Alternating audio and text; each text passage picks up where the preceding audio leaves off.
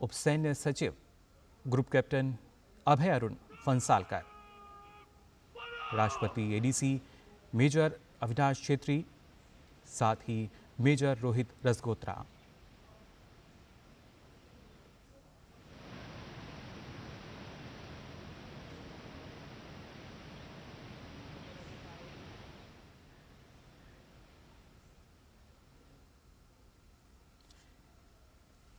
राष्ट्रपति भवन का ये प्रांगण फोरकोर्ट राष्ट्रपति बजट सत्र को संबोधित यानी अभिभाषण देने के लिए अब यहाँ से प्रस्थान कर रही हैं। अपने आप में काफ़ी मनमोहक ये हमारा राष्ट्रपति भवन, इसकी 31 सीढ़ियाँ, जिसके बाद जो फोरकोर्ट है यानी प्रांगण, उसमें पहुँचेंगी राष्ट्रपति। उनके पीछे, राष्ट्रपति के पीछे सैन्य सचिव मेजर जनरल रंजीत सिंह मनराल और उप सैन्य सचिव ग्रुप कैप्टन अभय अरुण फंसालकर, और आगे एडीसी मेजर अवनीश छेत्री, साथ ही मेजर रोहित रसगोत्रा आगे बढ़ रहे हैं। जिसके बाद यहाँ राष्ट्रपति के अंगरक्षक उन्हें राष्ट्रीय सैल्यूट देंगे।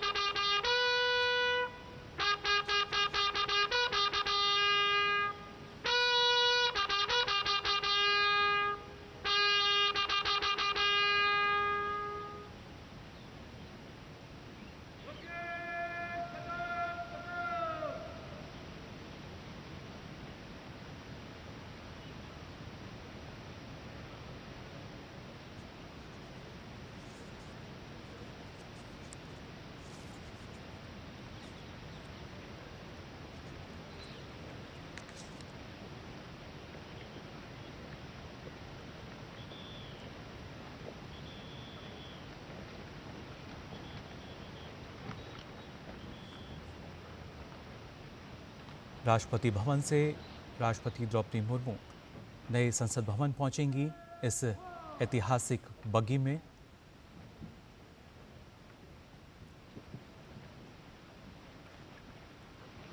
और साथ ही उनके प्रेसिडेंट बॉडीगार्ड्स यानी घुड़सवार अंगरक्षक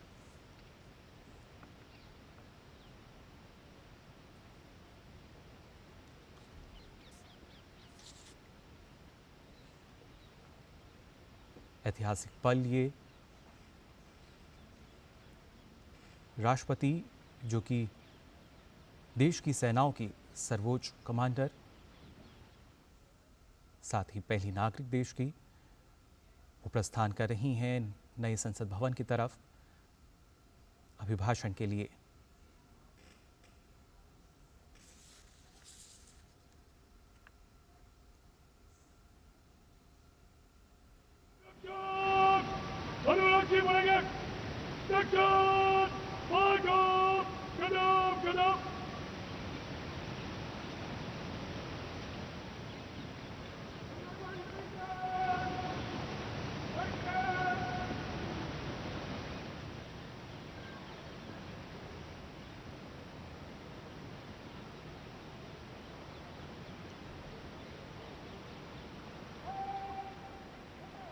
राष्ट्रपति का कारवां अब धीरे धीरे राष्ट्रपति भवन के प्रांगण से आगे बढ़ता हुआ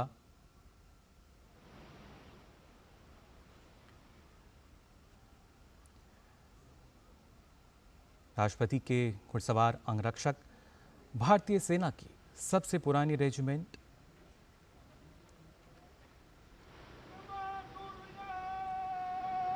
और अब ये काफिला धीरे धीरे यहां से आगे बढ़ता हुआ फोरकोर्ट की 31 आलीशान सीढ़ियां इसमें आप देख सकते हैं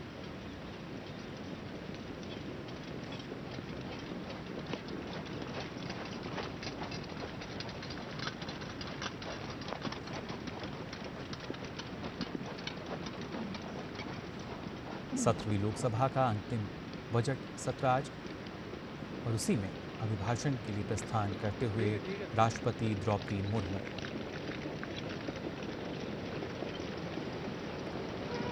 काफिले के दाहिनी ओर कमांडेंट, जबकि बाईं ओर डिप्टी कमांडेंट। राष्ट्रपति भवन का ये सुंदर प्रांगण जयपुर स्तंभ फिलहाल तस्वीरों में नजर आता हुआ। जयपुर कॉलम, राष्ट्रपति भवन देश की समृद्ध विरासत को दर्शाते हुए किस तरीके से अत्यंत सुंदर वास्तुकला का नमूना ये।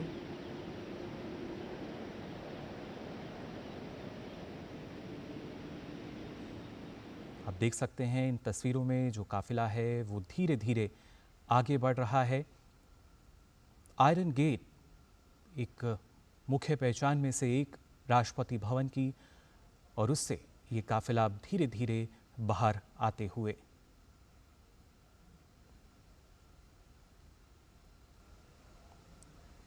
राष्ट्रपति भवन से आगे रायसेना हिल्स की तरफ बढ़ता हुआ राष्ट्रपति द्रौपदी मुर्मू का ये काफिला, जिसमें आगे चल रहे हैं राष्ट्रपति के घुड़सवार अंगरक्षक।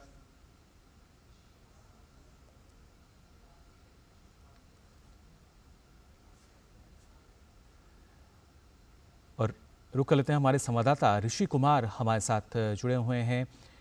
ऋषि, राष्ट्रपति द्रौपदी मुर्मू राष्ट्रपति भवन से प्रस्थान कर रही हैं नए संसद भवन की तरफ, और काफ़ी ऐतिहासिक पल ये बग्गी में वो सवार हैं, और साथ ही साथ उनके घुड़सवार अंगरक्षक जिन्होंने पहले राष्ट्रीय सैल्यूट उनको दिया, और अब आगे बढ़ता हुआ उनका कारवां। बिल्कुल, ये निश्चित तौर से ऐतिहासिक पल है जब राष्ट्रपति का कारवां इस समय बढ़ रहा है धीरे धीरे संसद भवन परिसर की ओर। ये वो नई संसद भवन परिसर की ओर बढ़ता हुआ काफिला है जो गवाह बन रहा है हमारे उन ऐतिहासिक पलों का, जिसमें राष्ट्रपति द्रौपदी मुर्मू तकरीबन 40 साल के बाद बग्गी में सवार होकर जो बजट सत्र है उसका जो राष्ट्रपति अभिभाषण है उसके लिए वो प्रस्थान कर रही हैं। और उनके साथ निश्चित तौर से जो काफिला है जिसमें घुड़सवार हैं और उनकी जो बग्गी है जी, इसका एक अलग ऐतिहासिक पहलू है। और इस बग्गी का उपयोग 1984 तक चलता रहा था और उसके बाद इसे बंद कर दिया गया था जी, सुरक्षा कारणों की वजह से। लेकिन जिस तरीके से ये जो पूरा का पूरा कारवां है और इसमें जो घुड़सवार हैं उसकी भी एक अलग कहानी है। किस तरीके से इसमें 6 घोड़े जो है वो लगाए जाते हैं, जो कि भारतीय और ऑस्ट्रेलियाई मूल के जो घोड़े होते हैं उनको इस कारवे में प्रयोग किया जाता है। और अगर हम देखें तो इसमें करीब पूरे के पूरे अगर कारवा में घोड़ों की संख्या को देखें करीब 55 घोड़े होते हैं और 2 कमांडिंग अधिकारियों के साथ ये कारवा आगे बढ़ता हुआ। और हम देख रहे हैं कि अब ये कारवा धीरे धीरे विजय चौक की ओर आ रहा है और यहाँ से उसको देखना बहुत आसान हो रहा है। हालांकि थोड़ी सी धुंध है और कोहरा है, लेकिन जो दृश्य हैं वो मनोहारी दृश्य हैं, मन को छू लेने वाले दृश्य हैं। इन दृश्यों के माध्यम से हम अपने लोकतंत्र की जो गरिमा है, लोकतंत्र की जो ताकत है उसको बढ़ता हुआ देखते हैं। और जो हमारा जो संसद का जो सत्र है, वर्ष का पहला सत्र, और ये जो बजट सत्र का जो अंतरिम बजट सत्र है उसका जो अभिभाषण है उसके लिए राष्ट्रपति का ये काफिला आगे बढ़ता हुआ। जी बिल्कुल, और इन तस्वीरों में भी हम देख सकते हैं रायसेना हिल से विजय चौक की तरफ अग्रसर राष्ट्रपति द्रौपदी मुर्मू का एक काफिला।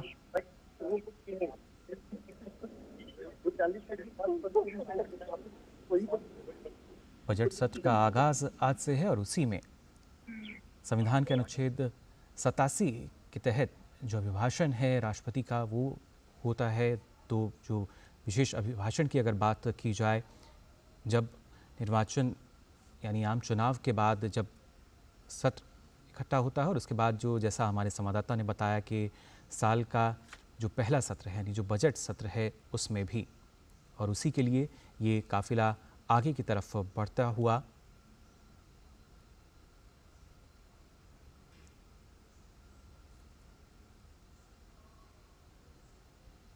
इन तस्वीरों में आप देख सकते हैं रायसेना हिल्स से आगे की तरफ आता हुआ, और ये खासतौर से वो भव्य बग्गी जिसको 40 वर्षों के बाद एक बार फिर से हम यहाँ देख रहे हैं। काफ़ी ऐतिहासिक पल ये।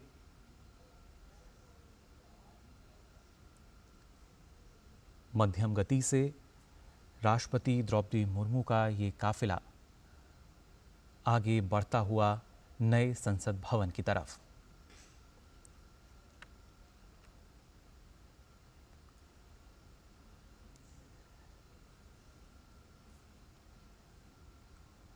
सत्रहवीं लोकसभा का अंतिम बजट सत्र आज, और 15वां सत्र जिसमें विशेष अभिभाषण राष्ट्रपति द्रौपदी मुर्मू का। बजट सत्र आज से शुरू होकर 9 फरवरी तक चलेगा, यानी 10 दिन का ये सत्र है और इसमें 8 बैठकें प्रस्तावित हैं।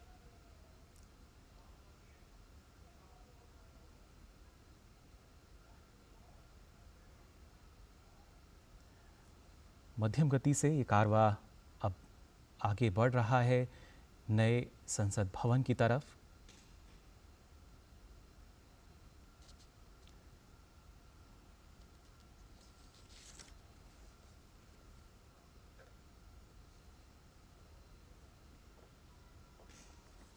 आप देख सकते हैं इन तस्वीरों में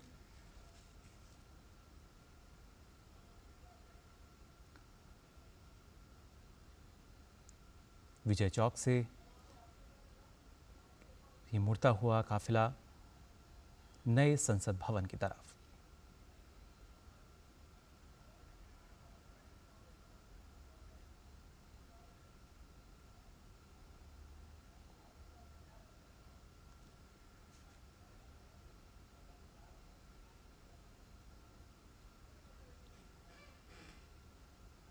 साथ ही उनके साथ सैन्य सचिव, उप सैन्य सचिव,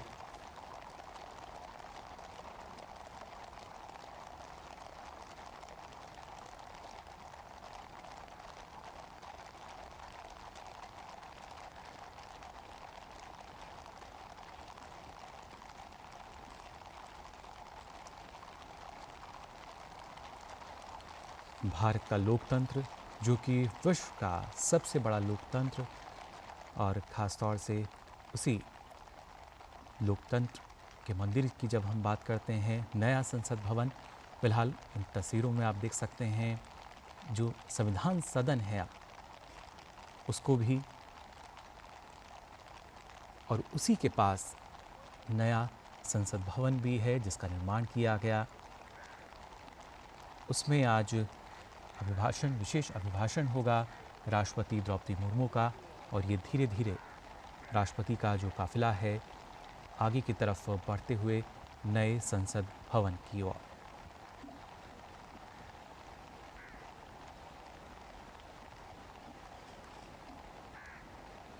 राष्ट्रपति के घुड़सवार अंगरक्षक जो कि सेना में सबसे पुरानी रेजिमेंट है,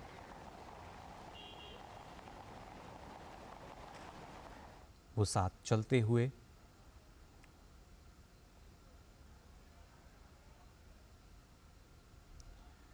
इन तस्वीरों में आप देख सकते हैं। और ये नया संसद भवन जहां पर राष्ट्रपति द्रौपदी मुर्मू का काफिला बस पहुंचने वाला है। लोकतंत्र का मंदिर और भारत की लोकतांत्रिक आन बान शान का प्रतीक।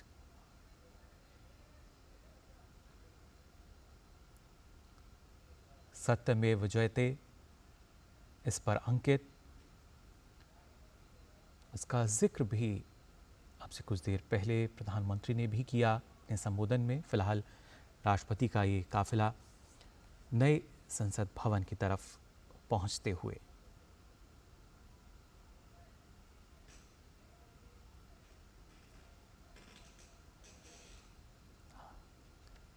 इस नए संसद भवन में 6 प्रवेश द्वार हैं।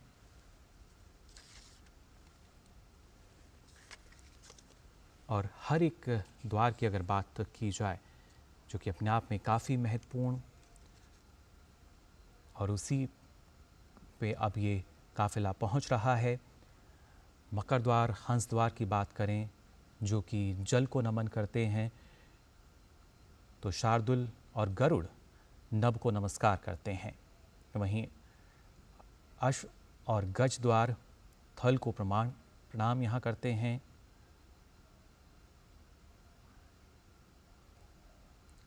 संसद भवन परिसर से सीधी तस्वीरें आप फिलहाल देख पा रहे हैं।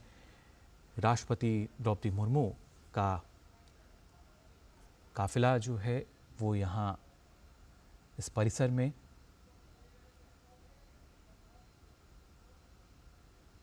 इसके थोड़ी देर बाद राष्ट्रपति का विशेष अभिभाषण होगा।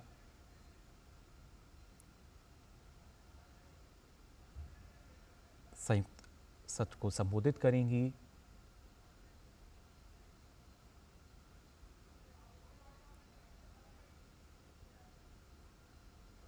तस्वीरों में नया संसद भवन और उस पर अंकित ये सत्यमेव जयते, जो कि पहचान है, प्रतीक है हमारे देश का भी और कैसे सत्य की विजय का भी।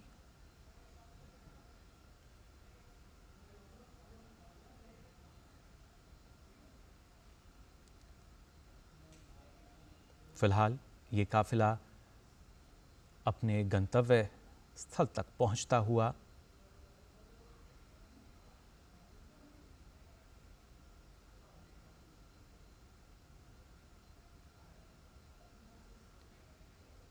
इन तस्वीरों में आप देख पा रहे हैं। हालांकि आज कोहरे की वजह से तस्वीरें जो हैं वो आपको नज़र आ रही होंगी, किस तरह का प्रभाव मौसम का भी, लेकिन इस बीच भी राष्ट्रपति द्रौपदी मुर्मू का काफिला अब पहुंच चुका है संसद भवन परिसर में।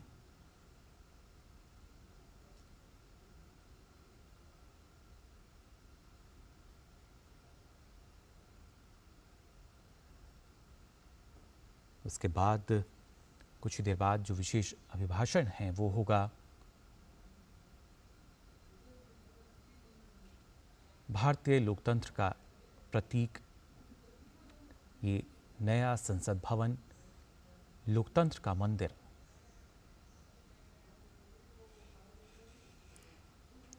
वास्तुशिल्प और रचनात्मक का एक अलग पैमाना, और साथ ही उससे सटा हुआ संविधान सदन यानी पुरानी संसद।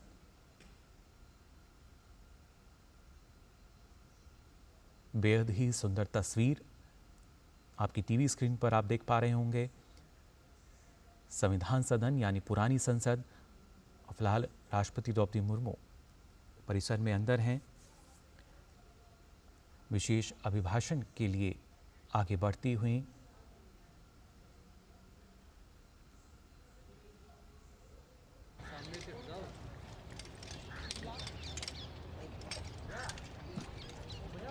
राष्ट्रपति, उपराष्ट्रपति, प्रधानमंत्री और लोकसभा अध्यक्ष।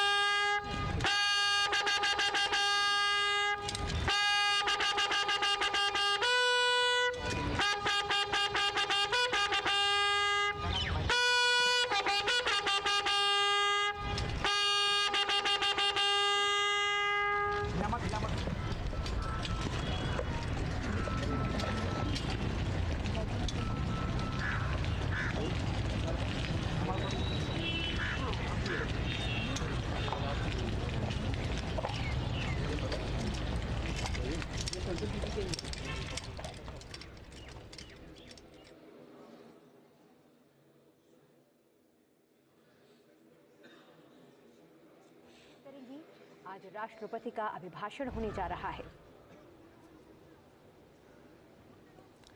ये आप देख सकते हैं पवित्र सेंगोल को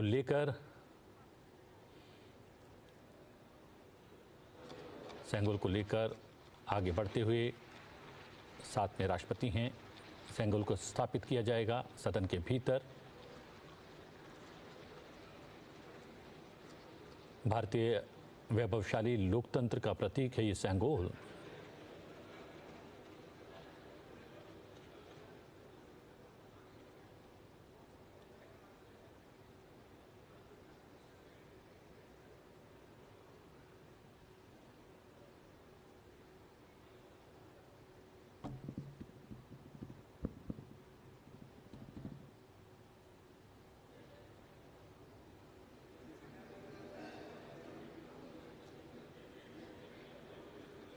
जी हाँ, ये संसद भवन का अहाता जगमगाता हुआ प्रकाश से प्रकाशमान। और अब सदन के भीतर प्रवेश करती हुई राष्ट्रपति द्रौपदी मुर्मू, साथ में माननीय सभासदों, महामहिम राष्ट्रपति जी,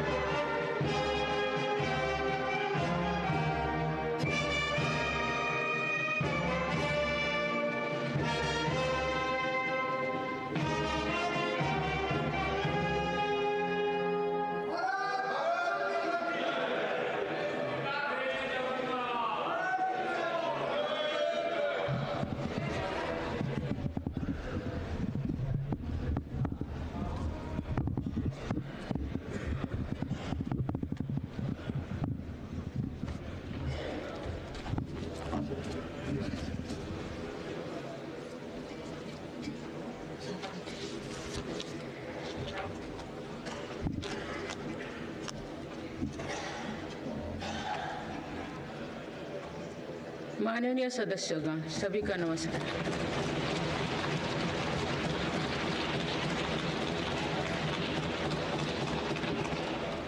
इस नए सदन भवन में ये मेरा पहला संबोधन है। आज की अमृतकाल की शुरुआत में ये भव्य भवन बना है। यहाँ एक भारत श्रेष्ठ भारत की महक भी है। भारत की सभ्यता और संस्कृति की चेतना भी है। इसमें हमारी लोकतांत्रिक और संसदीय परंपराओं के सम्मान का प्रण भी है। साथ ही 21वीं सदी के नए भारत के लिए नई परंपराओं के निर्माण का संकल्प भी है। मुझे पूरा विश्वास है कि इस नए भवन में नीतियों पर सार्थक संवाद होगा। ऐसी नीतियां जो आजादी के अमृत काल में विकसित भारत का निर्माण करेगी। मैं आप सभी को अपनी शुभकामनाएं देती हूँ। माननीय सदस्यगण, ये हमारे संविधान के लागू होने का भी 75वां वर्षगांठ है। इसी कालखंड में आजादी के 75 वर्षों का उत्सव अमृत महोत्सव भी संपन्न हुआ है। इस दौरान देश भर में अनेक कार्यक्रम हुए। देश ने अपने गुमनाम स्वतंत्रता सेनानियों को याद किया। 75 साल बाद युवा पीढ़ी ने फिर स्वतंत्रता संग्राम के उस कालखंड को जिया। इस उत्सव के दौरान मेरी माटी मेरा देश अभियान के तहत देश भर के हर गांव की मिट्टी के साथ अमृत कलश दिल्ली लाया गया। 2 लाख से ज्यादा शिला फलकम स्थापित किए गए। 3 करोड़ से ज्यादा लोगों ने 5 प्राणों की शपथ ली। 70,000 से ज्यादा अमृत सरोवर बने। 2 लाख से ज्यादा अमृत वाटिकाओं का निर्माण हुआ। 2 करोड़ से ज्यादा पेड़ पौधे लगाया गया। 16 करोड़ से ज्यादा लोगों ने तिरंगा के साथ सेल्फी अपलोड की। अमृत उत्सव के दौरान ही कर्तव्य पथ पर नेताजी सुभाष चंद्र बोस की प्रतिमा स्थापित की गई। राजधानी दिल्ली में देश के अब तक के सभी प्रधानमंत्रियों की समर्पित म्यूजियम खोला गया। शांति निकेतन और होयबला मंदिर वर्ल्ड हेरिटेज लिस्ट में शामिल हुई। साहिबजादों की याद में वीरवाल दिवस घोषित हुआ। भगवान बिरसा मुंडा के जन्म दिवस को जनजातीय गौरव दिवस घोषित किया गया। विभाजन की विभीषिका को याद करते हुए 14 अगस्त को विभाजन विभीषिका स्मृति दिवस घोषित किया गया। माननीय सदस्यगण, बीता वर्ष भारत के लिए ऐतिहासिक उपलब्धियों से भरा रहा है। इस दौरान देशवासियों का गौरव बढ़ाने वाले अनेक पल आए। दुनिया में गंभीर संकटों के बीच भारत सबसे तेजी से विकसित होती बड़ी अर्थव्यवस्था बना। लगातार 2 क्वार्टर से भारत की विकास दर 7.5% से ऊपर रही है। भारत चंद्रमा के दक्षिण ध्रुव पर झंडा फहराने वाला पहला देश बना। भारत ने सफलता के साथ आदित्य मिशन लॉन्च किया। धरती से 15 लाख किलोमीटर दूर अपनी सैटेलाइट पहुंचाई। ऐतिहासिक G20 सम्मेलन के सफलता ने पूरे विश्व में भारत की भूमिका को सशक्त किया। भारत ने एशियाई खेलों में पहली बार 100 से अधिक मेडल जीते। पारा एशियाई खेलों में भी 100 से अधिक मेडल जीते। भारत को अपना सबसे बड़ा समुद्री पुल अटल सेतु मिला। भारत को अपनी पहली नमो भारत ट्रेन तथा पहली अमृत भारत ट्रेन मिली। भारत दुनिया से सबसे तेजी से 5G रोल आउट करने वाला देश बना। भारतीय एयरलाइंस कंपनी ने दुनिया की सबसे बड़ी एयरक्राफ्ट डील की। पिछले साल ही मेरी सरकार ने मिशन मोड में लाखों युवाओं की सरकारी नौकरी दी है।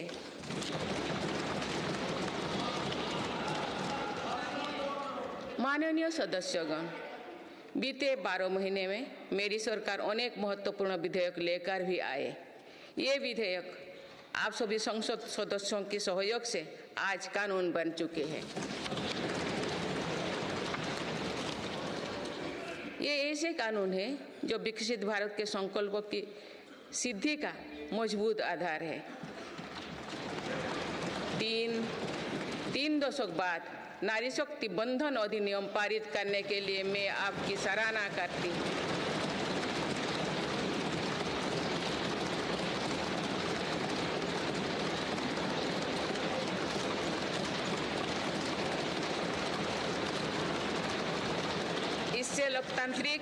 इससे लोकसभा और विधानसभा के महिलाओं की ज्यादा भागीदारी सुनिश्चित हुई है। ये वुमेन लीड डेवलपमेंट के मेरी सरकार के संकल्प को मजबूत करता है। रिफॉर्म, परफॉर्म और ट्रांसफॉर्म के अपने कमिटमेंट को मेरी सरकार ने लगातार जारी रखा है। गुलामी के कालखंड में प्रेरित क्रिमिनल जस्टिस सिस्टम अब इतिहास हो गया है। आप दंड को नहीं अपितु न्याय को प्राथमिकता है। न्याय सर्वोपरि के सिद्धांतों पर नई न्याय संहिता देश को मिली है। डिजिटल पर्सनल डेटा प्रोटेक्शन अधिनियम से डिजिटल स्पेस और सुरक्षित होने वाला है। अनुसंधान नेशनल रिसर्च फाउंडेशन अधिनियम से देश में रिसर्च और इनोवेशन को बल मिलेगा। जम्मू और कश्मीर आरक्षण कानून से वहां भी जनजातीय समुदाय को प्रतिनिधित्व का अधिकार मिलेगा। इस दौरान सेंट्रल यूनिवर्सिटी कानून में भी संशोधन किया गया। इससे तेलंगाना में सरोक का सेंट्रल ट्राइबल यूनिवर्सिटी बनने का रास्ता सुगम हुआ। पिछले वर्ष 76 अन्य पुराने कानून को भी हटाया गया है। मेरी सरकार परीक्षाओं में होने वाली गड़बड़ी को लेकर युवाओं की चिंता से अवगत है। इसीलिए ऐसे गलत तरीके को सख्ती के लिए नया कानून बनाने का निर्णय लिया है। माननीय सदस्यगण, कोई भी राष्ट्र तेज गति से तभी आगे बढ़ सकता है जब वो पुराने चुनौतियों का परास्त करते हुए अपने ज्यादा से ज्यादा ऊर्जा भविष्य निर्माण में लगाए। पिछले 10 वर्षों में भारत ने राष्ट्रहित में ऐसे अनेक कार्यों को पूरा होते हुए देखा है जिनका इंतजार देश के लोगों को दशकों से था। राम मंदिर के निर्माण की आकांक्षा सदियों से थी, आज ये सोच हो चुका है।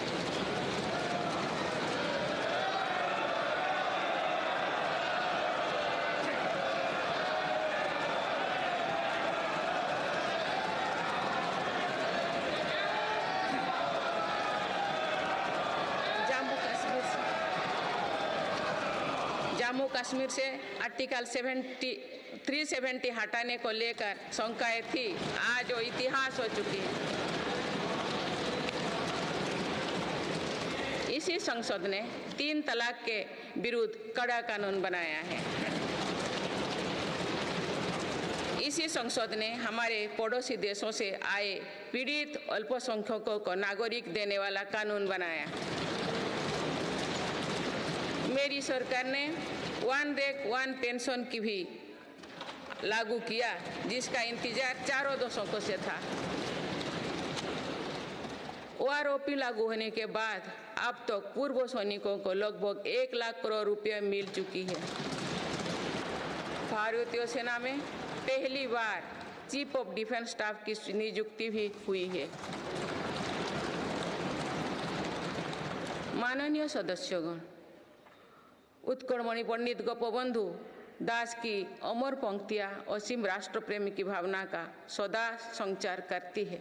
उन्होंने कहा था, मिशु मोर देह ए देश माटी रे, देशवासी चली जानतु पिठी रे, देशर स्वराज्य पथे जेते गाड़, उरु तोही गड़ी मोर मांस हाड़। अर्थात मेरा शरीर इस देह की माटी के साथ मिल जाए, देशवासी मेरी पीठ पर से चलते चल जाए, देश के स्वराज पथ में जितनी भी खाइयां हैं वे मेरी हाड़ मांग से फट जाए।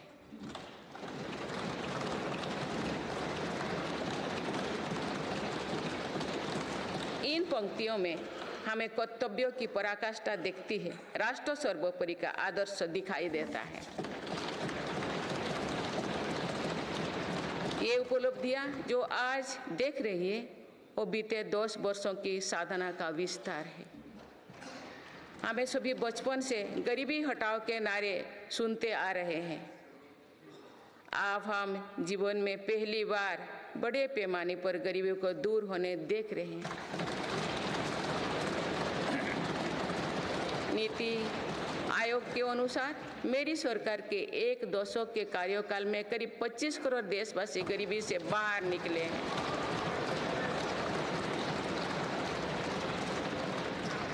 ये है प्रत्येक गरीब में नया विश्वास जगाने वाली बात है।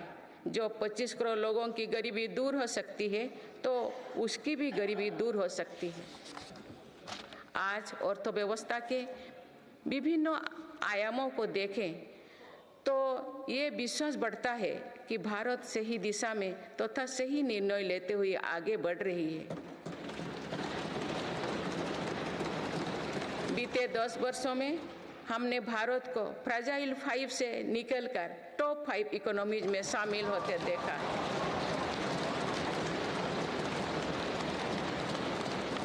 भारत का निर्यात करीब $450 बिलियन से बढ़कर $775 बिलियन से अधिक हो गया है।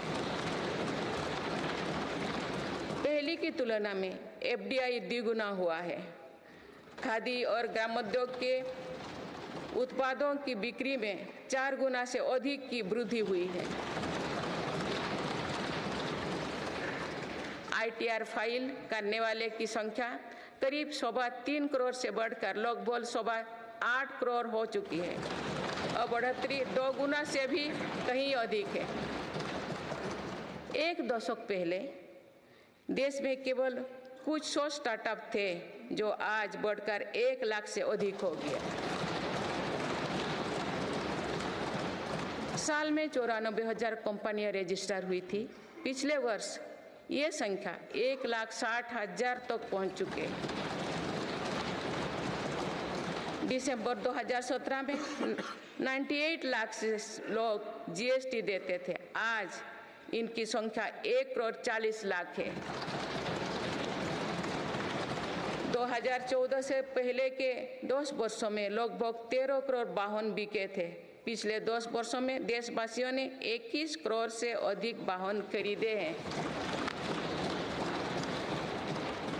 2014-15 में लगभग 2,000 इलेक्ट्रिक वाहन बिके थे, जबकि 2023-24 में दिसंबर माह तक ही लगभग 15 लाख इलेक्ट्रिक वाहन बिक चुके हैं।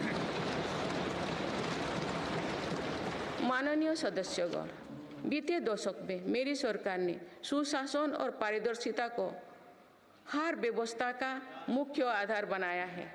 इसी का परिणाम है कि हम बड़े आर्थिक सुधारों के साक्षी बने हैं। इस दौरान देश को इंसॉल्वेंसी एंड बैंकरप्टेंसी कोड मिला है। देश को GST के रूप में एक देश एक टैक्स कानून मिला है। मेरी सरकार ने माइक्रो इकोनॉमिक स्टेबिलिटी में भी सुनिश्चित की है। 10 वर्षों में कैपेक्स 5 गुना बढ़कर 10 लाख करोड़ हो गया है। साथ ही फिजिकल डेफिसिट भी नियंत्रण भी में है। आज हमारे फॉरेक्स रिजर्व्स 600 अरब डॉलर से ज़्यादा है। हमारे बैंकिंग सिस्टम जो पहले बुरी तरह से चरमराया था, वो आज दुनिया के सबसे मजबूत बैंकिंग सिस्टम में से एक बना है। बैंक का एनपीए जो कभी डबल डिजिट में होता था, वो आज लगभग 4% ही है। मेक इन इंडिया और आत्मनिर्भर भारत अभियान हमारी ताकत बन चुकी है। भारत आज दुनिया का दूसरा सबसे बड़ा मोबाइल फोन निर्माता है। पिछले एक दशक के दौरान मोबाइल फोन मैन्युफैक्चरिंग में 5 गुना बढ़ोतरी हुई है। कुछ साल पहले भारत खिलौना आयात करता था, आज मेड इन इंडिया खिलौने निर्यात कर रहा है। भारत का डिफेंस प्रोडक्शन 1 लाख करोड़ रुपये के पार पहुंच चुका है। आज हर भारतीय देश में बने एयरक्राफ्ट कैरियर INS विक्रांत को देखकर गर्व से भरा हुआ है। लड़ाकू विमान तेजस अब हमारी वायुसेना की ताकत बन रहे हैं। C295 ट्रांसपोर्ट एयरक्राफ्ट का निर्माण भारत में होने जा रहा है। आधुनिक एयरक्राफ्ट इंजन भी भारत में बनाया जाएगा। उत्तर प्रदेश और तमिलनाडु में डिफेंस कॉरिडोर का विकास हो रहा है। मेरी सरकार ने डिफेंस सेक्टर में निजी क्षेत्रों की भागीदारी सुनिश्चित की है। स्पेस सेक्टर को भी हमारी सरकार ने युवा स्टार्टअप्स के लिए खोल दिया है। माननीय सदस्यगण, मेरी सरकार वेल्थ क्रिएटर का सम्मान करती है तथा भारत के प्राइवेट सेक्टर के सामर्थ्य पर विश्वास करती है। भारत में बिजनेस करना आसान हो, इसके लिए उपयुक्त माहौल रहे, इस पर भी मेरी सरकार लगातार काम कर रही है। ईज ऑफ डूइंग बिजनेस में लगातार सुधार हो रहा है। बीते कुछ वर्षों में 40,000 से ज़्यादा कंप्लायंस को हटाया जा या सरल किया गया है। कंपनीज एक्ट तथा लिमिटेड लायबिलिटी पार्टनरशिप एक्ट में 63 प्रावधानों को अपराध की सूची में बाहर किया गया है। जौन विश्वास अधिनियम द्वारा 183 प्रावधानों को अपराध की श्रेणी से बाहर किया गया है। अदालत के बाहर विवादों को सौहार्दपूर्ण समाधान हेतु मध्यस्थता पर कानून बनाया गया है। वन और पर्यावरण विभाग से क्लियरेंस मिलने में जहां 600 दिन लगते थे, वहां आज 75 दिन से भी कम समय लगता है। फेसलेस असेसमेंट योजना से टैक्स व्यवस्था में और पारदर्शिता आई है। माननीय सदस्यगण, हमारे MSME सेक्टर को भी रिफॉर्म्स का बहुत अधिक लाभ हो रहा है। आप अवगत है कि हमारे MSMEs में आज करोड़ों देशवासी काम कर रहे हैं। MSMEs और लघु उद्यमियों को सशक्त करने के लिए मेरी सरकार पूरी प्रतिबद्धता से काम कर रही है। MSME की परिभाषा का विस्तार किया गया है। नई परिभाषा में निवेश और टर्नओवर को समाहित किया गया है। आज उद्यम और उद्यम असिस्ट पोर्टल पर लगभग 3.5 करोड़ MSME रजिस्टर्ड है। बीते वर्षों में एमएसएमई के लिए क्रेडिट गारंटी स्कीम के तहत करीब 5 लाख करोड़ की गारंटी स्वीकृति किए गए। ये 2014 से पहले के दशक से 6 गुना अधिक है। माननीय सदस्यगण, मेरी सरकार का एक और बड़ा रिफॉर्म डिजिटल इंडिया का निर्माण है। डिजिटल इंडिया ने भारत में जीवन और बिजनेस दोनों को बहुत आसान बना दिया है। आज पूरी दुनिया मानती है कि ये भारत की बहुत बड़ी उपलब्धि है। विकसित देशों में भी भारत ऐसा डिजिटल सिस्टम नहीं है। गांव में भी सामान्य खरीद बिक्री डिजिटल तरीके से होगी, ये कुछ लोगों की कल्पना से भी परे था। आज दुनिया के कुल रियल टाइम डिजिटल लेन देन का 46% भारत में होता है।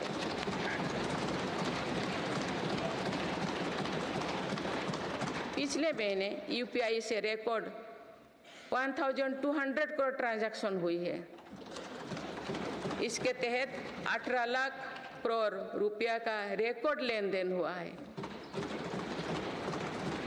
दुनिया के दूसरे देश भी आज यूपीआई से ट्रांजैक्शन की सुविधा दे रही है। डिजिटल इंडिया के कारण बैंकिंग आसान हुई है और लेन देन भी सरल हुआ है। जनधन आधार मोबाइल की त्रिशक्ति से भ्रष्टाचार पर लगाम लगने में मदद मिली है। मेरी सरकार अब तक 34 लाख करोड़ रुपया डीबीटी से ट्रांसफर कर चुके हैं। जनधन आधार मोबाइल के कारण करीब 10 करोड़ फर्जी लाभार्थी सिस्टम से बाहर किए गए हैं। इससे 3.25 लाख करोड़ रुपया गलत हाथों में जाने से बचे हैं। डिजी लॉकर की सुविधा भी जीवन को आसान बना रही है। इसमें अभी तक यूजर्स के 6 बिलियन से ज़्यादा डॉक्यूमेंट्स जारी हुई है। आयुष्मान भारत हेल्थ अकाउंट के तहत लगभग 53 करोड़ लोगों की डिजिटल हेल्थ आईडी बन चुकी है।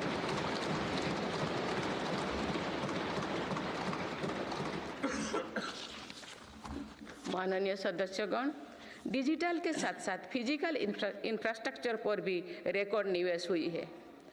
आज भारत में ऐसा इंफ्रास्ट्रक्चर बन रहा है जिसका सपना हर भारतीय देखता था। पिछले 10 वर्षों के दौरान गांवों में 4.25 लाख किलोमीटर नई सड़कें बने हुए हैं। नेशनल हाईवे की लंबाई 90,000 किलोमीटर से बढ़कर 1,44,000 किलोमीटर हुई है। 4 लेन नेशनल हाईवे की लंबाई 2.5 गुना बढ़ी है। हाई स्पीड कॉरिडोर की लंबाई 500 किलोमीटर थी, जो आज 4,000 किलोमीटर है। एयरपोर्ट की संख्या 74 से 2 गुना बढ़कर 149 हो चुकी है। देश के बड़े बंदरगाह पर कार्गो हैंडलिंग कैपेसिटी 2 गुना हो गई है। ब्रॉडबैंड इस्तेमाल करने वालों की संख्या में 14 गुना बढ़ोतरी हुई है। देश को लगभग 2 लाख गांव पंचायत को ऑप्टिकल फाइबर से जोड़ा जा चुका है। 4 लाख से अधिक कॉमन सर्विस सेंटर भी खुले हैं, जो रोजगार का बड़ा माध्यम बने हैं। देश में 10,000 किलोमीटर गैस पाइपलाइन भी बढ़ाई गई है। One nation one power grid से बिजली की व्यवस्था में सुधार हुआ है।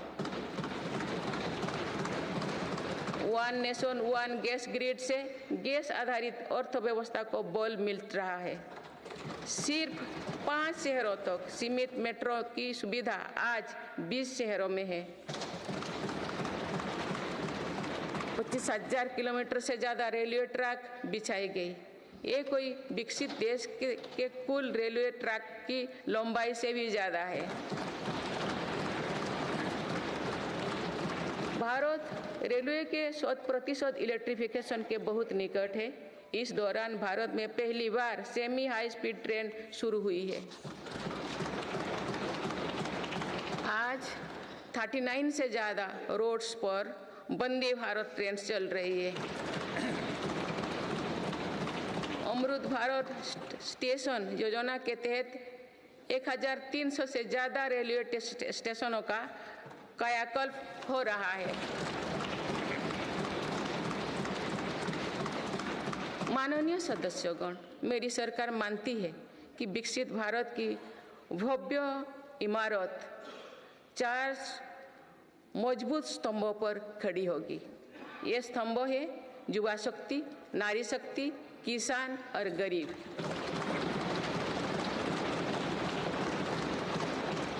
देश के हर हिस्से, हर समाज में इन सभी की स्थिति और सपने एक जैसे ही है। इसीलिए इन 4 स्तंभों को सशक्त करने के लिए मेरी सरकार निरंतर काम कर रही है। मेरी सरकार ने टैक्स का बहुत बड़ा हिस्सा इन स्तंभों को मजबूत बनाने पर खर्च किया है। 4 करोड़ 10 लाख गरीब परिवार को अपना पक्का घर मिला। इस पर लगभग 6 लाख करोड़ रुपया खर्च किए गए। लगभग 11 करोड़ ग्रामीण परिवारों तक पहली बार पाइप से पानी पहुंचा है। इस पर 4 लाख करोड़ रुपया खर्च किया जा रहे हैं। हाल ही में 10 करोड़ उज्ज्वला के गैस कनेक्शन पूरी हुई है।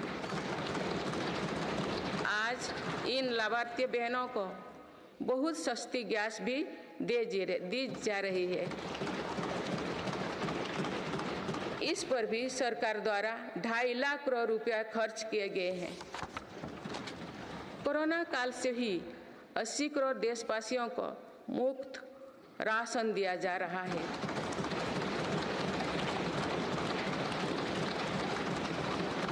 अब इसे आने वाले 5 वर्षों के लिए आगे बढ़ाया गया है।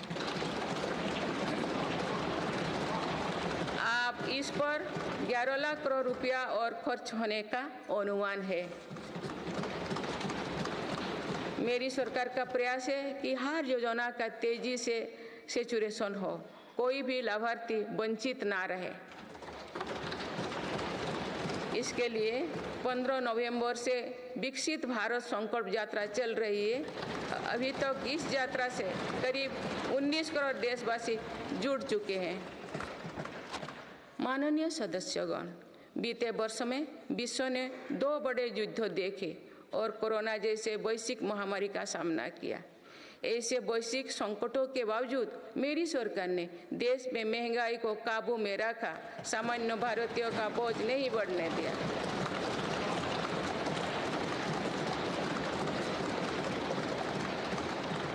2014 से पहले के 10 वर्षों में औसत महंगाई दर 8% से अधिक थी। पिछले दशकों में औसत महंगाई दर 5% रही। मेरी सरकार का प्रयास रहा है कि सामान्य देशवासी की जेब में अधिक से अधिक बचत कैसे हो। पहले भारत में 2 लाख रुपये की आय पर टैक्स लग जाता था। आज भारत में 7 लाख रुपये तक की आय पर भी टैक्स नहीं लगता।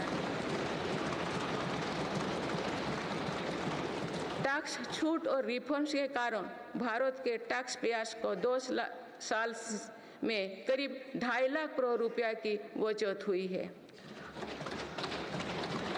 आयुष्मान योजना के अलावा भी केंद्र सरकार विभिन्न हॉस्पिटल्स में मुफ्त इलाज की सुविधा देती है। इससे देश के नागरिकों के 3.5 लाख करोड़ रुपया खर्च होने से बचे हैं।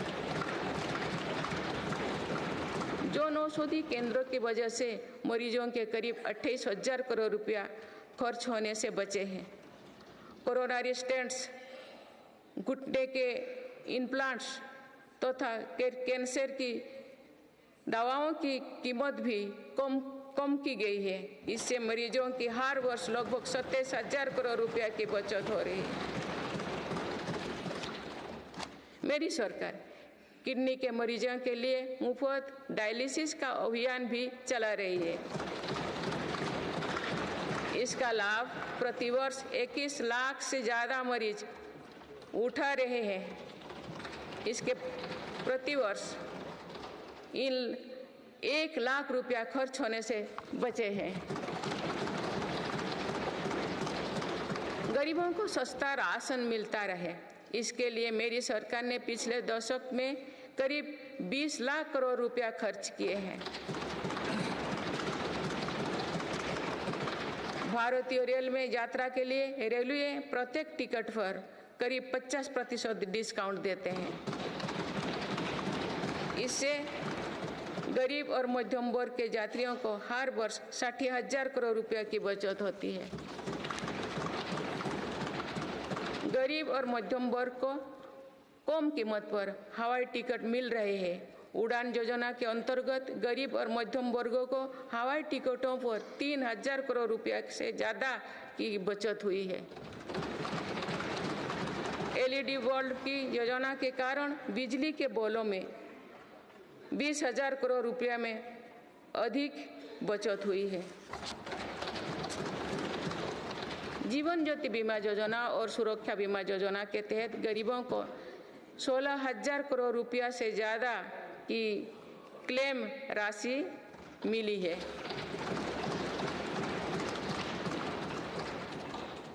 माननीय सदस्यगण, नारी शक्ति का सामर्थ्य बढ़ाने के लिए मेरी सरकार हर स्तर पर काम कर रही है। इस वर्ष की गणतंत्र दिवस परेड भी नारी शक्ति के लिए समर्पित थी।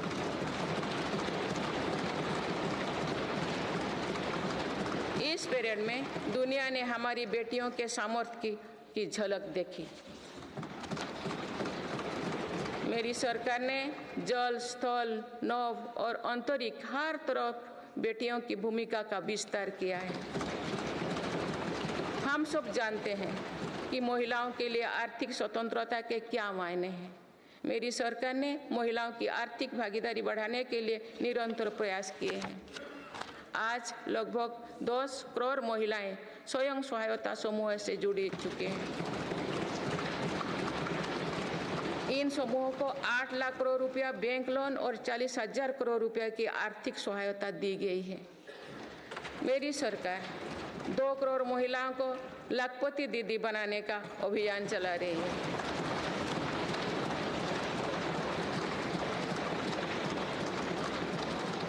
नमो ड्रोन दीदी योजना के तहत समूहों को 15,000 ड्रोन उपलब्ध कराए जा रहे हैं। मातृत्व अवकाश 12 सप्ताह से बढ़ाकर 26 सप्ताह करने से देश की लाखों महिलाओं को बहुत मदद मिली है। मेरी सरकार ने महिलाओं की पहली बार सशस्त्र बलों में परमानेंट कमीशन दिया गया है। पहली बार सैनिक स्कूलों और राष्ट्रीय रक्षा अकादमी में महिला कैडेट्स के प्रवेश दिया गया है। आज महिलाएं फाइटर पायलट भी है और नौसेना के जहाज को भी पहली बार कमांड कर रहे हैं।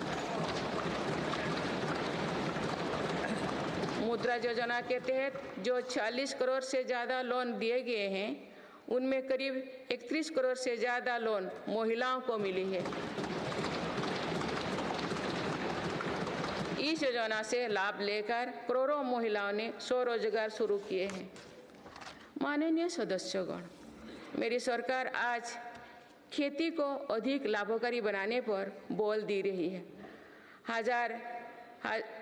हमारा ये प्रयास है कि खेती में लागत कम हो और लाभ अधिक हो।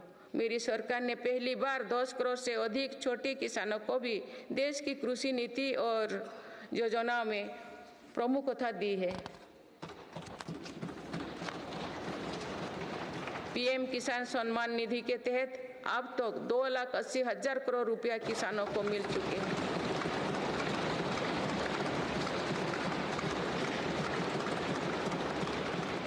सालों में किसानों के लिए बैंक से आसान लोन में 3 गुना वृद्धि की गई है।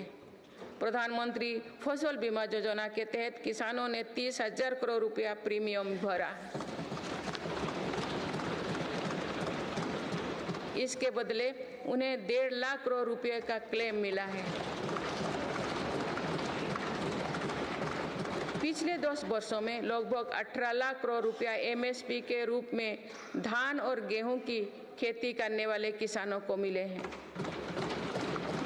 ये 2014 से पहले के 2 सालों की तुलना में 2.5 गुना अधिक है।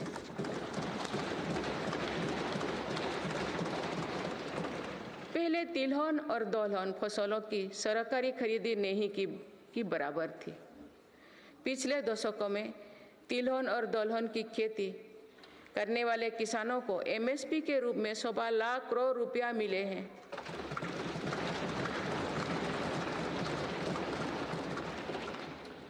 ये मेरी ही सरकार है जिसने पहली बार देश में कृषि निर्यात नीति बनाई है।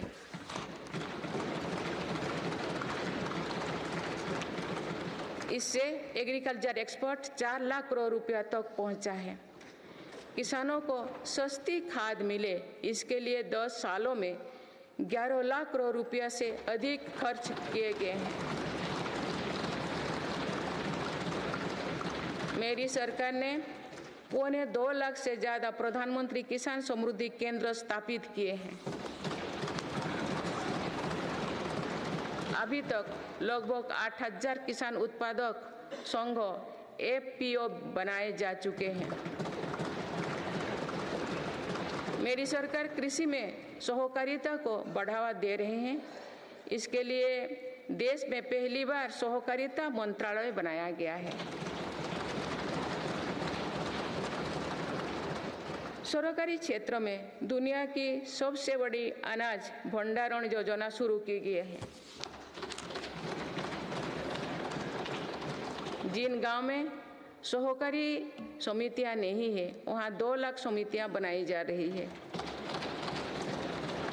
मत्स्य पालन क्षेत्र में 38,000 करोड़ रुपया से अधिक की योजनाएं चलाई जा रही है, जिसके कारण मत्स्य उत्पादन पिछले 10 साल में 95 लाख मीट्रिक टन से बढ़कर 175 लाख मीट्रिक टन यानी लगभग 2 गुना हो गया है। इनलैंड फिशरीज का उत्पादन 61 लाख मीट्रिक टन से बढ़कर 131 लाख मीट्रिक टन हो गया है। मत्स्य पालन क्षेत्र में निर्यात भी 30,000 करोड़ रुपया से बढ़कर 64,000 करोड़ रुपया तक यानी 2 गुनी से ज्यादा बढ़ा है। देश में पहली बार पशुपालकों और मछुआरों को किसान क्रेडिट कार्ड का लाभ दिया गया है। पिछले दशकों में प्रति व्यक्ति दूध उपलब्धता 40% बढ़ी है। पशुओं को खुरपका और मुंहपका बीमारियों से बचाने के लिए पहली बार मुफ्त टीकाकरण अभियान चल रहा है। अब तक 4 चरणों में 50 करोड़ से ज़्यादा टीका पशुओं की दिए जा चुके हैं। माननीय सदस्यगण, जनकल्याण की ये जितनी भी योजनाएं हैं, ये सुविधाएं भर नहीं है। इसका देश के नागरिकों के पूरे जीवन चक्र पर सकारात्मक असर पड़ रहा है। विभिन्न सरकारी और गैर सरकारी संस्थाओं द्वारा मेरी सरकार की योजनाओं के प्रभावों का अध्ययन किया गया है। इसके परिणाम बहुत ही प्रभावकारी है और गरीबी से लड़ रहे दुनिया के हर देश को प्रेरित कर रहने वाले हैं। बीते वर्षों में विभिन्न संस्थाओं के अध्ययन में सामने आया है कि 11 करोड़ शौचालयों के निर्माण और खुले में शौच बंद होने से अनेक बीमारियों की रोकथाम हुई है।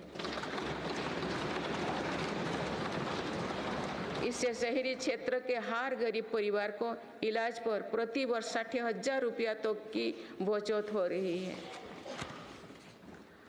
पाइप से शुद्ध पेयजल मिलने से भी प्रति वर्ष लाखों बच्चों की जान बच रही है। पीएम आवास योजना पर हुई अध्ययन के अनुसार पक्के घर से परिवार की सामाजिक प्रतिष्ठा और गरिमा बढ़ी है।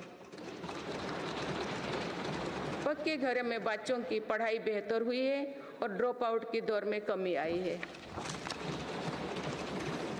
प्रधानमंत्री सुरक्षित मातृत्व अभियान के वजह से आज देश में 100% संस्थागत प्रसव हो रही है। इस वजह से माता मृत्यु दर में भी भारी गिरावट आई है। एक और अध्ययन के अनुसार उज्ज्वला योजना के लाभार्थी परिवारों में गरीब बीमारी की घटनाओं में कम आई है। माननीय सदस्यगण, मेरी सरकार मानव केंद्रित विकास पर बल दे रही है। हमारे लिए हर नागरिक की गरिमा सर्वोपरि है। यही सामाजिक न्याय की हमारी अवधारणा है। भारत के संविधान के हर अनुच्छेद का संदेश भी यही है। हमारे यहाँ लंबे समय तक सिर्फ अधिकारों पर चर्चा होती थी। हमने सरकार के कर्तव्यों पर भी बल दिया। इससे नागरिकों में भी कर्तव्य भाव जागा। आज अपने अपने कर्तव्य के पालन से हर अधिकार की गारंटी का भाव जागृत हुआ। मेरी सरकार ने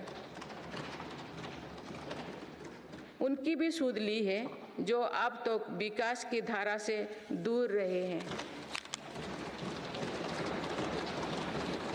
ऐसे हजारों आदिवासी गांव हैं जहां बीते 10 वर्षों में पहली बार बिजली और सड़क पहुंची। लाखों आदिवासी परिवारों को अब जाकर पाइप से शुद्ध पानी मिलना शुरू हुआ। विशेष अभियान के तहत मेरी सरकार हजारों आदिवासी बहुल गांव में 4G इंटरनेट सुविधा भी पहुंचा रही है। बंधन केंद्रों की स्थापना और 90 से ज़्यादा वन उपज पर MSP दिए जाने से आदिवासियों को बहुत लाभ हुआ है। मेरी सरकार ने पहली बार जनजातियों में भी सबसे पिछड़े जनजातियों की सुध ली है। उनके लिए लगभग 24,000 करोड़ रुपया की PM जनमन योजना बनाई है। आदिवासी परिवारों में अनेक पीढ़ियां सिकल सेल एनीमिया में पीड़ित रही है। पहली बार इसके लिए राष्ट्रीय मिशन शुरू किया गया है। अब तक लगभग 1,40,00,000 लोग की जांच की हो चुकी है। दिव्यांगजनों के लिए भी मेरी सरकार ने सुगम्य भारत अभियान चलाए हैं। साथ ही भारतीय सांकेतिक भाषा में पाठ्य पुस्तकें उपलब्ध कराई है। ट्रांसजेंडर को समाज में सम्मानजनक स्थान दिलाने और उनके अधिकारों के संरक्षण हेतु भी कानून बनाए हैं। माननीय सदस्यगण, हमारे यहाँ विश्वकर्मा परिवारों के बिना दैनिक जीवन की कल्पना भी मुश्किल है। ये परिवार पीढ़ी दर पीढ़ी अपने कौशल को आगे बढ़ाते हैं, लेकिन सरकारी मदद के अभाव में हमारी विश्वकर्मा साथी बुरी स्थिति से गुजर रहे थे। मेरी सरकार ने ऐसे विश्वकर्मा परिवार को भी सुध ली है। अभी तक PM विश्वकर्मा योजना से 84 लाख से ज़्यादा लोग जुड़ चुके हैं। रेहड़ी, ठेले, फुटपाथ पर काम करने वाले साथी भी दशकों से अपने हाल पर छोड़ दिए गए थे। मेरी सरकार ने PM स्वनिधि योजना द्वारा उनको बैंकिंग से जोड़ा। इस योजना के तहत अब तक 10,000 करोड़ रुपया से अधिक की राशि के ऋण दिया जा चुका है।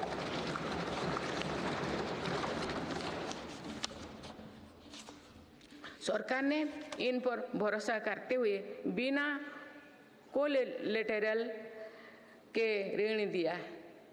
इस भरोसे के मजबूत करते हुए अधिकांश लोगों ने ऋण भी वापस किया है, अगली किस्त का भी लाभ उठाया है।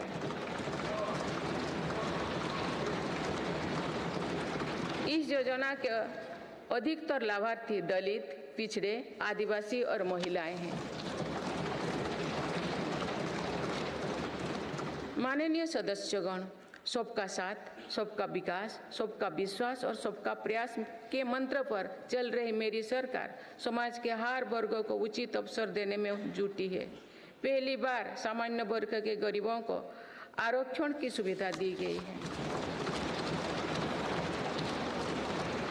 मेडिकल में ग्रेजुएशन और पोस्ट ग्रेजुएशन के लिए ओबीसी के केंद्रीय कोटे के तहत दाखिली में 37% आरक्षण सुनिश्चित किया गया है। राष्ट्रीय पिछड़ा बोर्ड आयोग को संवैधानिक दर्जा दिया गया है। मेरी सरकार ने बाबा साहेब आम्बेडकर से जुड़े 5 स्थानों को पंचतीर्थ के रूप में विकसित किया।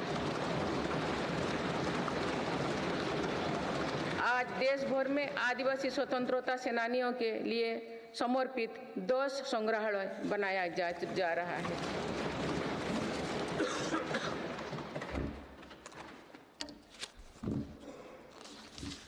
माननीय सदस्यगण, मेरी सरकार ने ऐसे क्षेत्रों की भी पहली बार विकास से जोड़ा है जो दशकों तक उपेक्षित रहे।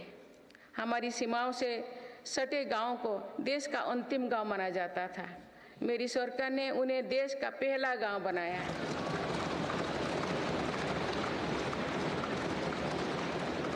इन गांव के विकास के लिए वाइब्रेंट विलेज प्रोग्राम शुरू किया है। अंडमान निकोबार और लक्षद्वीप जैसे हमारे दूर सुदूर के द्वीप समूह भी विकास से वंचित थे। मेरी सरकार ने इन द्वीपों में भी आधुनिक सुविधाओं का निर्माण किया। वहाँ सड़क, हवाई यातायात और तेज इंटरनेट की सुविधाएं पहुंचाई। कुछ सप्ताह पूर्व ही लक्षद्वीप को भी अंडर वाटर ऑप्टिकल फाइबर से जोड़ा गया है। इससे स्थानीय लोगों के साथ ही पर्यटकों को भी सुविधा होगी।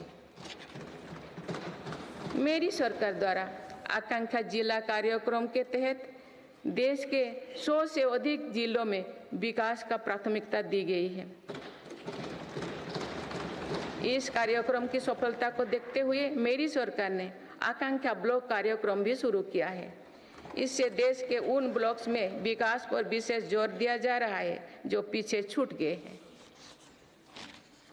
माननीय सदस्यगण, मेरी सरकार आज पूरी सीमा पर मॉडर्न इंफ्रास्ट्रक्चर बना रही है। एक काम बहुत पहले ही प्राथमिकता के आधार पर हो जाना चाहिए था। आतंकवाद हो या विस्तारवाद, हमारी सेनाएं आज जैसे को तैसा की नीति के साथ जवाब दे रही है।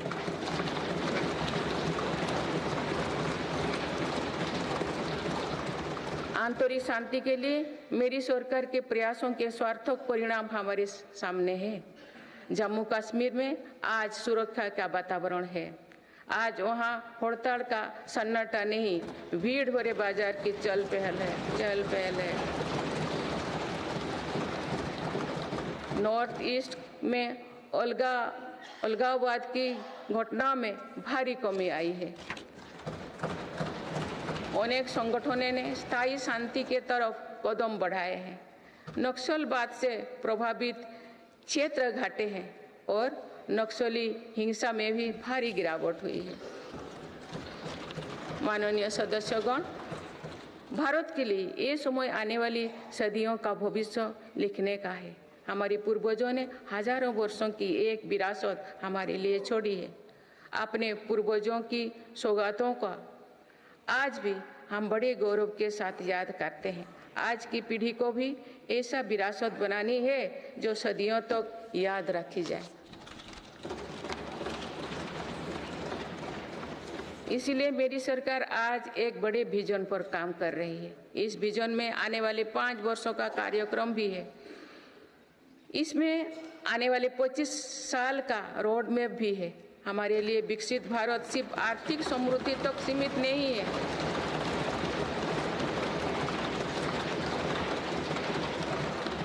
हमारे लिए विकास भारत सिर्फ आर्थिक समृद्धि तक सीमित नहीं है। हम सामाजिक, सांस्कृतिक और सामरिक ताकत को भी उतना ही महत्व देते हैं।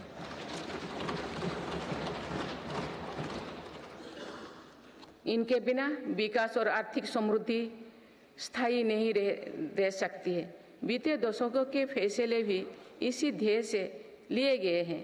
आज भी अनेक कदम इसी लक्ष्य के साथ उठाया जा रहे हैं। माननीय सदस्यगण, भारत के तेज विकास को लेकर आज दुनिया की हर एजेंसी आश्वस्त है। राष्ट्रीय और अंतर्राष्ट्रीय एजेंसी जो भी आकलन कर रहे हैं, उनका आधार भारत की नीतियां हैं। इंफ्रास्ट्रक्चर में रिकॉर्ड निवेश और पॉलिसी रिफॉर्म निवेशकों का विश्वास और बढ़ा रहा है। पूर्ण बहुमत वाली स्थिर और मजबूत सरकार के लिए भारतीयों का संकल्प भी दुनिया को नया भरोसा दे रहे हैं।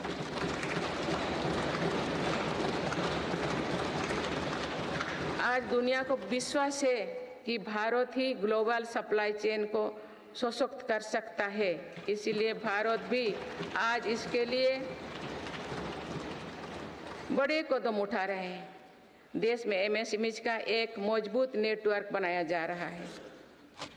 मेरी सरकार ने 14 सेक्टर्स के लिए PLI योजनाएं शुरू किए हैं। इसके तहत अभी तक लगभग 9 लाख करोड़ रुपये का उत्पादन हो चुका है। इससे देश में रोजगार और स्वरोजगार के लाखों नए अवसर बने। PLI से इलेक्ट्रॉनिक्स, फार्मा, फूड प्रोसेसिंग और मेडिकल डिवाइस के सेक्टर में भी लाभ हो रहा है। मेडिकल डिवाइस से जुड़े दर्जनों प्रोजेक्ट्स में उत्पादन शुरू हो चुका है। मेरी सरकार ने देश में 3 बल्क ड्रग पार्क भी बनाए हैं। माननीय सदस्यगण, आज मेड इन इंडिया एक ग्लोबल ब्रांड बन चुका है। मेक इन इंडिया को लेकर आज दुनिया आकर्षित हो रही है। आत्मनिर्भर भारत के लक्ष्यों को दुनिया समझ रही है। आज दुनिया भर की कंपनियां भारत में नए सेक्टर्स को लेकर उत्साहित है। सेमीकंडक्टर सेक्टर में हो रहा निवेश इसका उदाहरण है। सेमीकंडक्टर सेक्टर से इलेक्ट्रॉनिक्स और ऑटोमोबाइल सेक्टर को भी बहुत लाभ होगा। मेरी सरकार आज ग्रीन मोबिलिटी को बहुत प्रोत्साहित दे रही है। बीते कुछ सालों में ही देश में लाखों इलेक्ट्रिक वाहनों का निर्माण हुआ है। अब तो हम भारत में ही बड़े हवाई जहाज की मैन्युफैक्चरिंग के लिए भी कदम बढ़ा चुके हैं। आने वाले समय में मैन्युफैक्चरिंग सेक्टर्स में करोड़ों नए रोजगारों का सृजन होगा। माननीय सदस्यगण, विश्व में आज ऐसे उत्पादों को विशेष मांग है जो पर्यावरण के अनुकूल है। इसलिए मेरी सरकार जीरो इफेक्ट जीरो डिफेक्ट पर बल दे रही है। आज ग्रीन एनर्जी पर हमारा बहुत फोकस है। 10 वर्षों में नॉन फॉसिल फ्यूल पर आधारित ऊर्जा क्षमता 81 गीगावाट से बढ़कर 188 गीगावाट हो चुके हैं।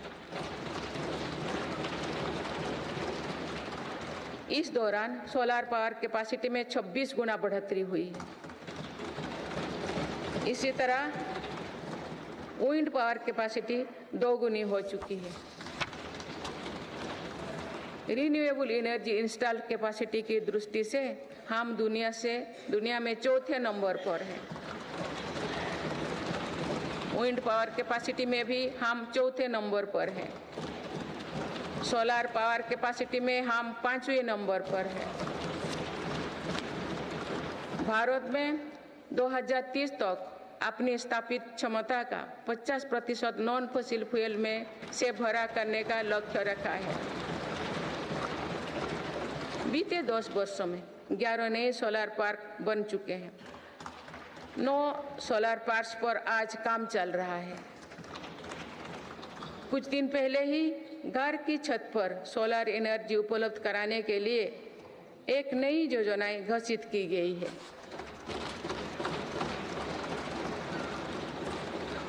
इसके तहत 1 करोड़ परिवारों को मदद दी जाएगी। इससे बिजली का बिल भी कम होगा और अतिरिक्त बिजली की खरीद विद्युत बाजारों में की जाएगी। परमाणु ऊर्जा के क्षेत्र में भी बहुत तेजी से काम किया जा रहा है। मेरी सरकार ने 10 नए परमाणु ऊर्जा संयंत्रों को स्वीकृति दी है।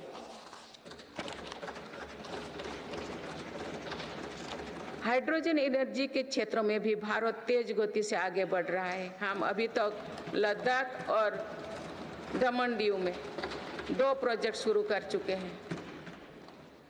मेरी सरकार ने इथेनॉल के क्षेत्र में अभूतपूर्व काम किया है।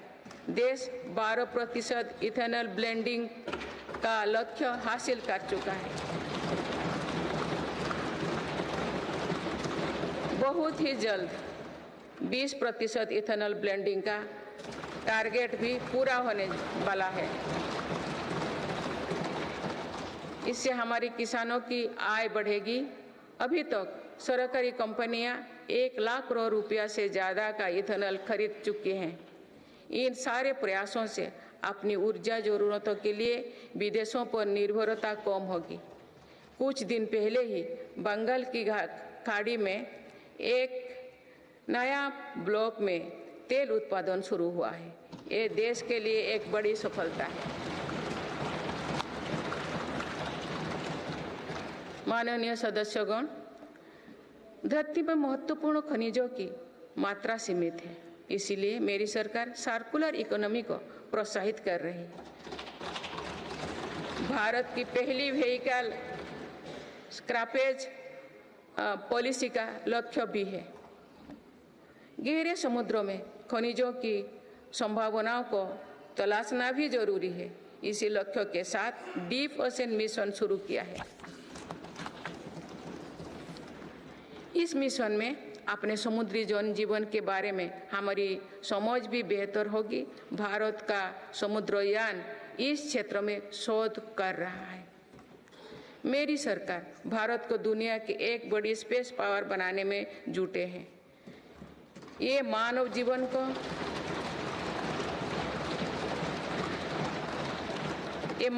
को बेहतर बनाने का एक माध्यम है। साथ ही ये स्पेस इकोनॉमी में भारत की हिस्सेदारी बढ़ाने का भी प्रयास है।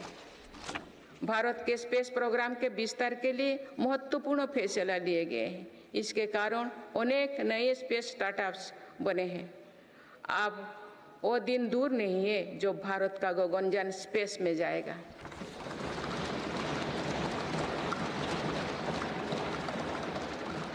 माननीय सदस्यगण, मेरी सरकार ने भारत को दुनिया के अग्रणी डिजिटल इकोनॉमीज में से एक बनाया है। इससे करोड़ों युवाओं को रोजगार मिला है। हमारा प्रयास है कि चौथी औद्योगिक क्रांति में भारत दुनिया में सबसे आगे रहे। मेरी सरकार आर्टिफिशियल इंटेलिजेंस मिशन पर काम कर रही है। ये भारत के युवाओं को नए अवसर देगा। ये नए स्टार्टअप्स के लिए संभावनाएं खोलेगा।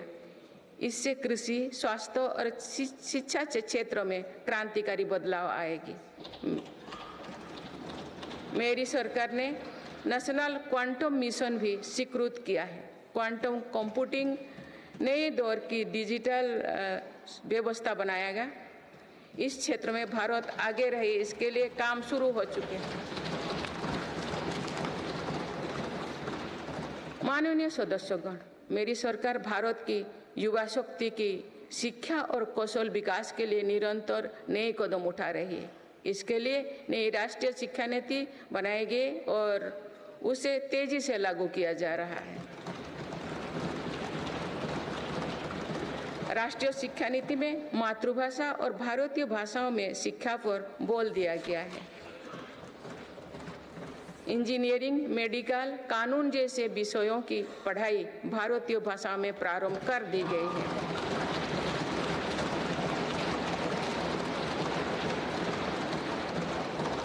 स्कूली शिक्षा में गुणवत्ता लाने के लिए मेरी सरकार 14,000 से अधिक पीएम श्री विद्यालयों पर काम कर रही है। इनमें से 6,000 से अधिक विद्यालय शुरू हो चुके हैं। मेरी सरकार के प्रयासों से देश में ड्रॉप आउट रेट कम हुआ है। उच्च शिक्षा में छात्राओं के दाखिले ज़्यादा हो रही है। अनुसूचित जाति के विद्यार्थियों के नामांकन में लगभग 44% वृद्धि हुई है। नामांकन में अनुसूचित जनजाति के विद्यार्थियों की 65% और ओबीसी के विद्यार्थियों को 44% अधिक वृद्धि हुई है। इनोवेशन को बढ़ावा देने के लिए अटल इनोवेशन मिशन के अंतर्गत 2000 अटल टिंकरिंग लैब स्थापित किए गए हैं। इसमें 1 करोड़ से अधिक विद्यार्थी जुड़े हैं। साल 2014 तक देश में 7 एम्स और 390 से भी कम मेडिकल कॉलेज थे। वही पिछले दशक में 16 एम्स और 315 मेडिकल कॉलेज स्थापित किए गए हैं।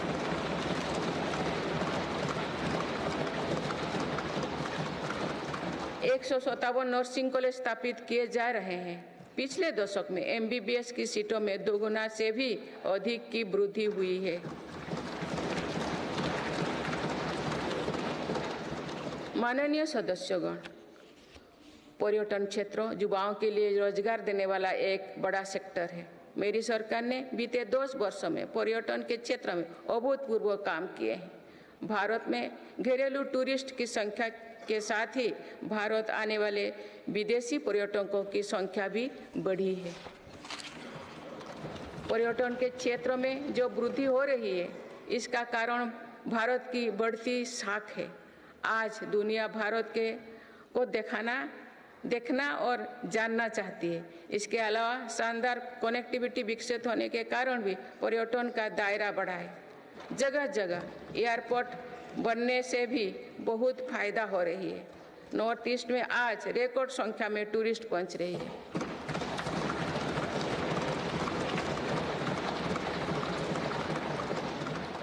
अंडमान निकोबार और लक्षद्वीप को लेकर उत्साह चरम पर है। मेरी सरकार ने देश भर में तीर्थ और ऐतिहासिक स्थलों के विकास पर बल दिया है।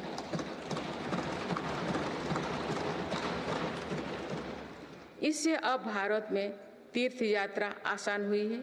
वही दुनिया भी भारत में हेरिटेज टूरिज्म को लेकर आकर्षित हो रही है। बीते 1 वर्ष में 8.5 करोड़ लोग काशी गए हैं।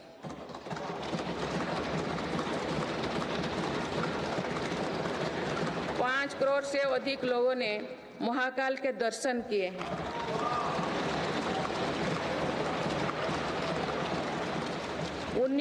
उन्नीस लाख से अधिक लोगों ने केदार धाम की यात्रा की है।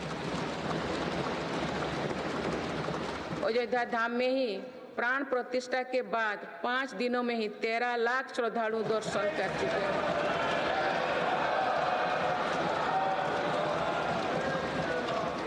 पूर्व पश्चिम उत्तर दक्षिण भारत के हर हिस्से में तीर्थ स्थलों पर सुविधाओं का अभूतपूर्व विस्तार हो रहा है। मेरी सरकार भारत को मीटिंग और प्रदर्शनी से जुड़े सेक्टर में भी अग्रणी बनाना चाहती है। इसके लिए भारत मंडपम और यशोभूमि जैसा इंफ्रास्ट्रक्चर बनाया जा रहा है।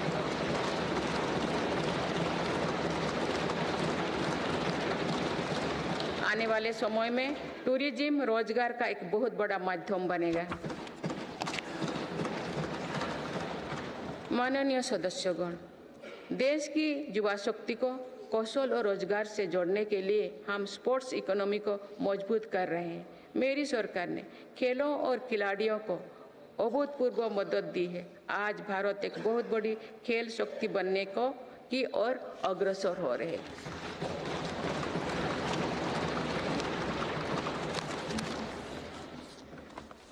खिलाड़ियों के साथ ही आज हम स्पोर्ट्स से जुड़े दूसरे क्षेत्रों पर भी बल दे रहे हैं। आज नेशनल स्पोर्ट्स यूनिवर्सिटी बन चुकी है।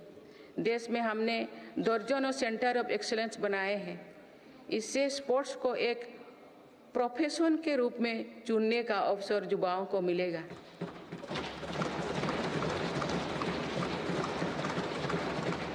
खेल उपकरण से जुड़ी इंडस्ट्री को भी हर प्रकार की मदद दी जा रही है। बीते 10 वर्षों में भारत ने अनेक खेलों से जुड़े इंटरनेशनल स्पोर्ट्स इवेंट्स का शानदार आयोजन किया। देश के युवाओं में कर्तव्यबोध और सेवा भाव का विस्तार करने के लिए मेरा युवा भारत संगठन बनाया गया है।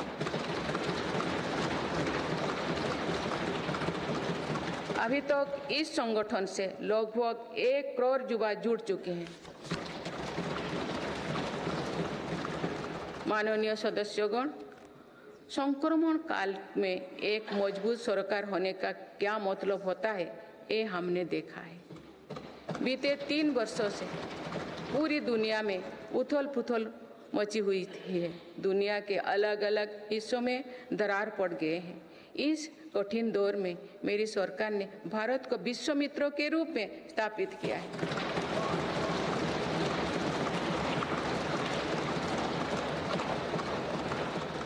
विश्व मित्र की भूमिका के कारण ही आज हम ग्लोबल साउथ की आवाज बन पाए हैं। बीते 10 वर्षों में एक और पुरानी सोच को बदला गया है। पहले डिप्लोमेसी से जुड़े कार्यक्रम को दिल्ली के गलियारे तक ही सीमित रखा जाता था। मेरी सरकार ने इसमें भी जनता की सीधी भागीदारी सुनिश्चित की है। इसका एक बेहतरीन उदाहरण भारत द्वारा G20 अध्यक्षता के दौरान देखा गया है।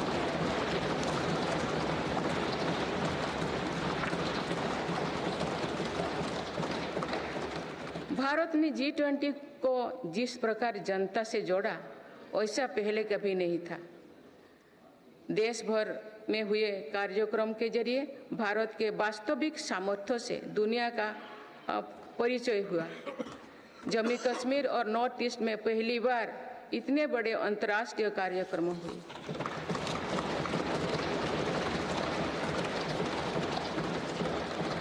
पूरी दुनिया ने भारत में ऐतिहासिक G20 सम्मेलन की प्रशंसा की। ऐसे बंटे हुए माहौलों में भी एक मत से दिल्ली घोषणा पत्र जारी होना ऐतिहासिक है।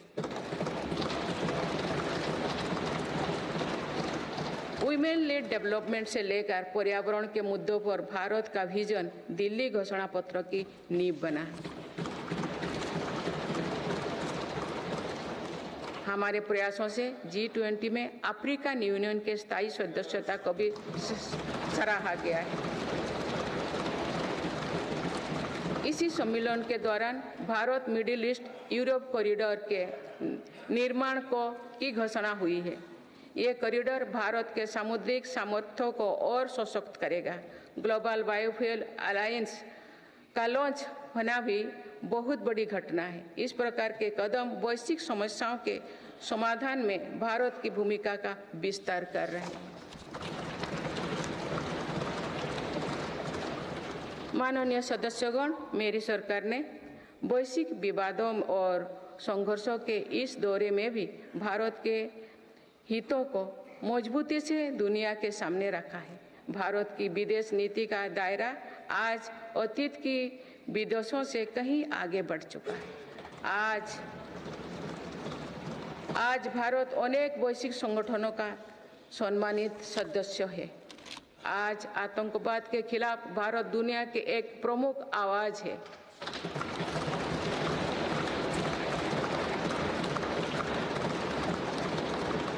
भारत आज संकट में फंसी मानवता की मदद के लिए मजबूती से पहल करता है। दुनिया में कहीं भी संकट आने पर भारत वहां तेजी से पहुंचने का प्रयास करता है। मेरी सरकार ने दुनिया भर के काम कर रहे भारतीयों में नया भरोसा जगाया है।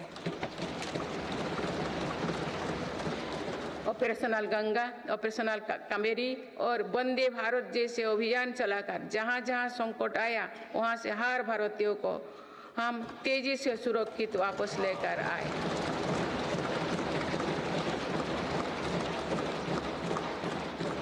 मेरी सरकार ने योग, प्राणायाम और आयुर्वेद की भारतीय परंपरा को पूरी दुनिया तक पहुंचाने के लिए निरंतर प्रयास किए।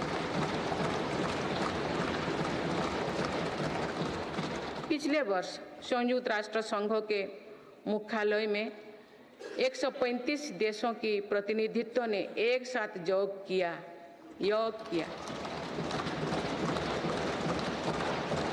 ये अपने आप में एक नया रिकॉर्ड है। मेरी सरकार ने आयुष पद्धतियों के विकास के लिए एक नया मंत्रालय बनाया है। विश्व स्वास्थ्य संगठन का पहला global centre for traditional medicine भी भारत में बन रहा है। माननीय सदस्यगण, सभ्यताओं के कालखंड में ऐसे पड़ाव आते हैं जो सदियों का भविष्य तय करते हैं। भारत के इतिहास में भी ऐसे अनेक पड़ाव आए। इस वर्ष 22 जनवरी को भी देश ऐसे ही एक पड़ाव का साक्षी बना है।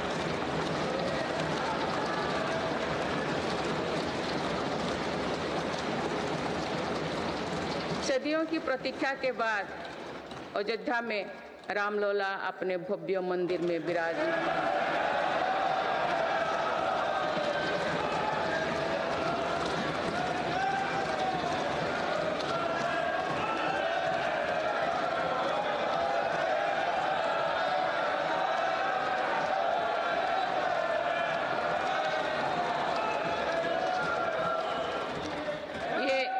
ये करोड़ों देशवासियों की इच्छा और आस्था का प्रश्न था, जिसका उत्तर देश ने पूरे सद्भाव के साथ खोजा है। माननीय सदस्यगण, आप सभी करोड़ों भारतीयों की आकांक्षाओं के प्रतिनिधि हैं। आज जो युवा स्कूल कॉलेज में है, उनके सपने बिल्कुल अलग हैं। हम सभी का ये दायित्व है कि अमृत पीढ़ी के सपनों को पूरा करने में कोई कसर बाकी ना रहे।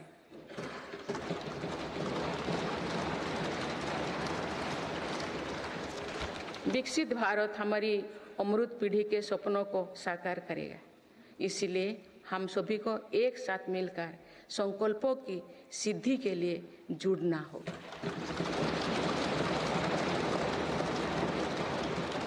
माननीय अटल जी, माननीय सदस्यगण, श्रद्धेय अटल जी ने कहा था, अपनी ध्येय यात्रा में हम कभी रुके नहीं हैं।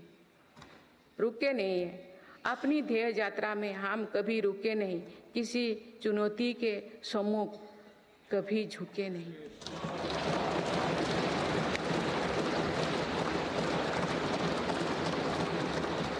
मेरी सरकार 140 करोड़ देशवासियों के सपनों को पूरा करने की गारंटी के साथ आगे बढ़ रही है। मुझे पूरा विश्वास है कि ये नया संसद भवन भारत की ध्येय यात्रा को निरंतर ऊर्जा देता रहेगा, नई और स्वस्थ परंपरा बनाएगा। वर्ष 2047 को देखने के लिए अपने साथी तो अब इस सदन में नहीं होंगे, लेकिन हमारी विरासत ऐसे होनी चाहिए कि तब की पीढ़ी हमें याद रखे।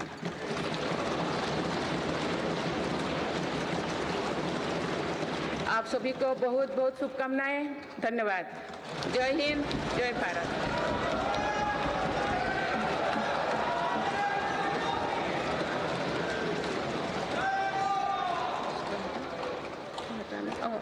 आपको पढ़ना है।